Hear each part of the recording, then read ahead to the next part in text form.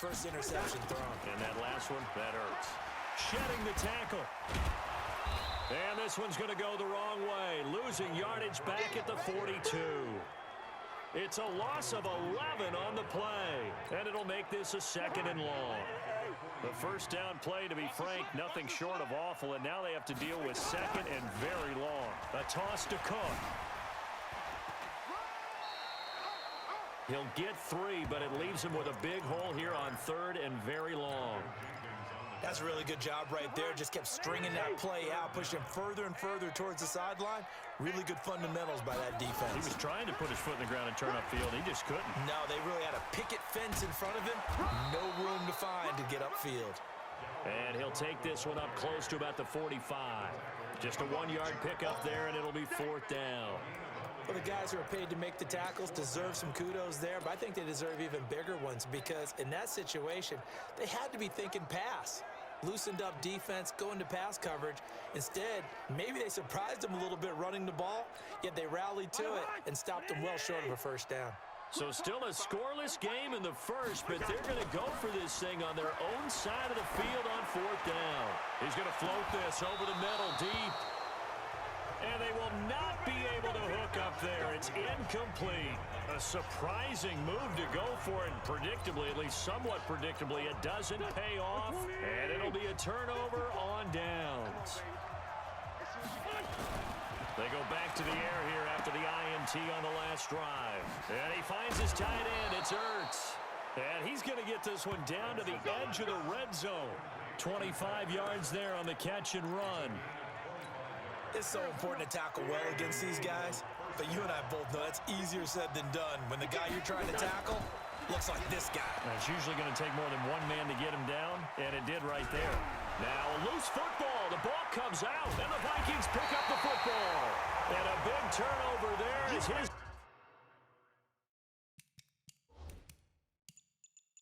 Guys will get the football back.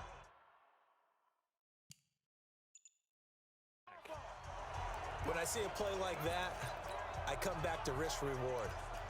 I don't know about you, but is it worth it at that point, whatever you're going to pick up, to either take the hit, and in this case, lose the football? So should have gone down. I mean, hindsight's always 20/20, but that's the safe play. You're exactly right. Hindsight's really never wrong, is it? Because you could... Into a double team, and it's intercepted. Picked off by Ronald Darby. And the return will stop right around the 25. Oh, man, Brandon, not a real good throw that time. It looked like he tried to put a little too much air under this one, and it turned into a floater. And defensively, this is a dream. He could have fair caught that one. That was way too easy. So after the INT, here's Wentz. Nowhere to go here. He lost the football.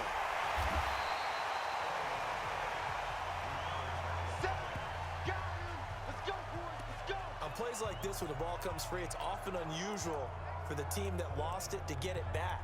Because this is the quarterback. The ball gets away from him.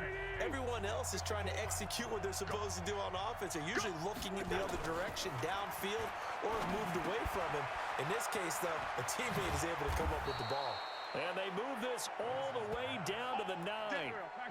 A good pickup there, a 22.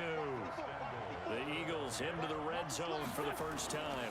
They're looking at a 1st and goal. And down he goes. They bring down Wentz on the sack. Danielle Hunter picks up his 2nd sack of the afternoon. Well, there's still time to rectify this situation because the silver lining, it took a sack on 1st and goal. But that close to the goal line, that still definitely hurts. And the pressure gets to him again. Danielle Hunter able to disrupt yet another pass play. That is his 3rd sack of the afternoon. Wentz. Ertz over the middle. And he'll take it into the end zone for an Eagles touchdown. A 20-yard touchdown as his guys are able to strike first here in this opening quarter. On for the extra point, Jake Elliott. And nowadays in NFL, it always takes off with it. It's a fake. And a fake attempt here not going to work. Got a little yardage, but not enough to get to the goal line. I thought the days of the fake extra point were numbered once they moved these kicks back to the 15. Apparently, I was mistaken. Yeah, I was wondering who was ever going to try to do this. In fact, I quit wondering. I didn't think it would ever happen. Taking a fake from the 15-yard line to try and pick up an extra point, I didn't think anyone would ever call this. And he'll probably wish he'd reconsidered here. It will cost him 10 yards as he's down at the 15. Well, conventional football 101, tells us if you don't get it back to the 20-yard line on a kickoff return, that's a disappointment. But some of these special teams coaches, with approval by the head coach, they give them full authority to go ahead and bring it out and try to be aggressive. Almost what we call the green light, red light theory. Green light means go, red light means stop. Looks like he had green on that play. 17 yards, first down, Vikings. Although his reputation as a speedy runner precedes him, it's always fun to watch him work. It is eye-opening, isn't it? Because when you see him get the ball and just go, in addition to that speed, it helps out his blockers. They don't have to hold blocks for long because he's just going to speed right past them. From the 32 now, here's 1st and 10. Cousins now. He's going to go for a big play now. Into double coverage, and it's intercepted. Picked off by Ronald Darby. And his guys are going to get the football at the 37-yard line.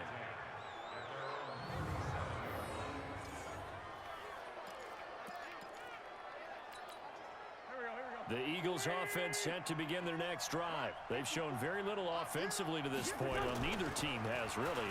They come up here now, 1st down. A throw left side to start out. That's complete. And he'll be taken down as that will take us to the end of the first quarter of play. 6-0 our score after one.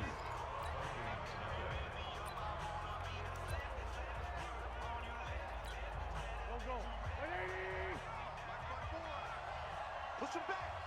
Push him back. On play action, it's Wentz. Under pressure here, and down he goes. Sacked back at about the 43-yard line. The amount of sacks that they've absorbed in this game is absolutely extraordinary. Let's just face it. This offensive line, flat out, cannot handle this pass rush. It's been demonstrated time and time again.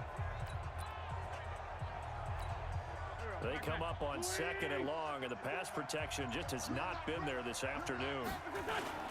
Now a play fake. Wentz. Oh, the pressure too great, and he goes down once more. And when a free safety goes like he did there, he better be sure he's going to be able to make a play. Oh, there's no doubt about it, because I have a feeling that the defensive coordinator and head coach are on the sideline screaming, no, no, no. Good play. Yeah, good job, play. 2 yards is all they'll get on the completion. It's 4th down. Here we go on 4th down with Wentz. And it is incomplete. Boy, a real head-scratcher there. And the Vikings, they have the football now in excellent field position. And, partner, I'm not really sure what in the world they were thinking on 4th and long there at this stage in the game, but you think social media may be firing up a little bit right now? Oh, the coach is trending right now. Right? There's no doubt about it. People are wondering what that decision was. But it takes me back to a number of years ago. A very successful coach in the league had told himself, and at the 7-yard line, the catch is made. And finally down he goes as they work it inside the 10 to the 7. 36 yards on the play. For an offense that has not found the end zone yet, that's a big play. There's the spark right there. The big play that they needed. Now they've got to go ahead and finish this drive and put this ball in the end zone. First red zone chance now for the Vikings. They've got it 1st and goal at the 7. And that play going absolutely nowhere as he's belted before he could get out of the backfield. Anytime you call an inside running play, you just know there should be a lot of congestion there. You're counting on your offensive line to take control of the line of scrimmage. That didn't happen in this case, and that play got bottled up. Moved back to the 10. They'll try on 2nd and goal here. Cook gets, and he'll get into the end zone. Touchdown, Minnesota. A 10-yard touchdown run as his guys can now take the lead with the extra point. And on his way to the end zone, shedding the tackle, he would not be denied. That's what's called finishing the run. Making sure you power your way through. One-on-one tackle. No running back wants to go to the bench and say, I got stopped just short. Dan Bailey now for the extra point. And he takes off with it. It's a fake. And this fake extra point attempt failed big time. Not only did they not get it, they went backwards. Let me go ahead and show my age a little bit. I liked it when they would fake it from the 3-yard line, right? When he'd line up, go ahead, and oh, there's a fake, and he's going to get 2. That's great. But from the 15, the risk-reward, it's just not there. It's so risky to get 15 yards on a fake. Oh, you see the result right there. Yeah, I know these young whippersnappers are trying to do different things in this game, but let's go back to old reliable. Kick the ball through the post. Get off my lawn. That's darn right. The Eagles offense set to begin their next drive. And last time they were very fortunate, this offense. They went for it on 4, turned it over in their own territory, but the other guys held up. They didn't give up any points. So how about the guy with the #1 headset on the sidelines, the head coach? That was planned going into it. And down he goes. They bring down Wentz on the sack. I'm starting to wonder if this offensive line just simply doesn't like him. I mean, they've given up 6 sacks in this game. He's had nowhere to go, nowhere to run, and obviously nowhere to hide. And all those sacks in the first half, this is just complete domination. To throw is Wentz. Forced out to his left. And now a fumble. The ball's out, and the Vikings pick up the football. The psychology of the game never ceases to amaze me because you would think there would never be a fumble from what we hear from coaches all the time, right? And how much they practice not fumbling. Practice it, preach it, talk about it all the time. You would think no one would ever turn it over. Yet they are humans out there running around, and we just saw another one. Opportunistic by the defense. And this time not quite to the 30. It'll be down at the 31-yard line. The corner, Ronald Darby, comes up to get him. Second quarter, 2 minutes to go. Tie ball game.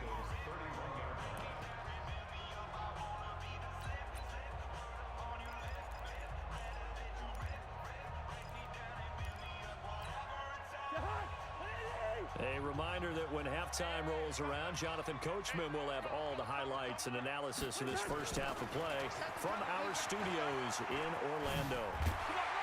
And he'll go down here right around the 23-yard line. That one, a first down pickup of 8. Exactly what they needed right there because they needed to use the ground game to take some pressure off because the quarterback's been struggling a little bit. Following the good run by Cook, here's another 1st and 10.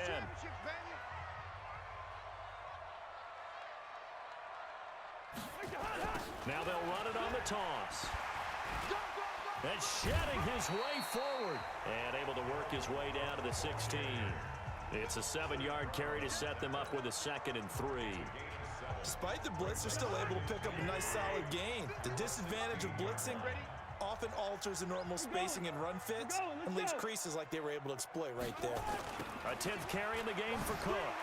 And now running right through it. And this play gets blown up. They'll lose yardage back at the 17. It'll go as a loss of a yard, and it'll set up 3rd down. I'm getting the sense that Fletcher Cox is making offensive linemen want to take the week off when they have to play against him.